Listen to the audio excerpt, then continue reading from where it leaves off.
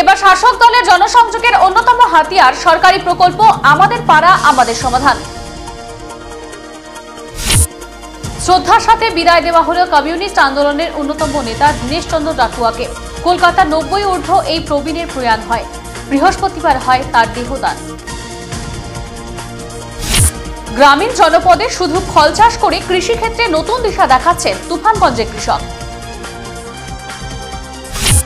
দিনহাটায় গিয়ে বিক্ষোভের মুখে প্রাক্তন কেন্দ্রীয় প্রতিমন্ত্রী নিশীথ প্রামাণিক। বায়োকেমিক চিকিৎসা পদ্ধতির আধুনিকীকরণের উদ্দেশ্য নিয়ে হলো সেমিনার। এদিন ছিল এই চিকিৎসা বিজ্ঞান স্রষ্টার জন্মদিবস। কৃষি মেগা ঋণের আয়োজন হলো সেন্ট্রাল ব্যাংক অফ ইন্ডিয়ার পক্ষ থেকে। পুন্ডিবাড়িতে হয় এই কর্মসূচি। পথ সংস্কারের দাবি নিয়ে বিক্ষোভ আন্দোলন সংগঠিত হলো মাথাভাঙার 1 নং ব্লকে। এদিন বিডিও অফিসের মূল ফটকের সামনে হয় এই বিক্ষোভ কর্মসূচি।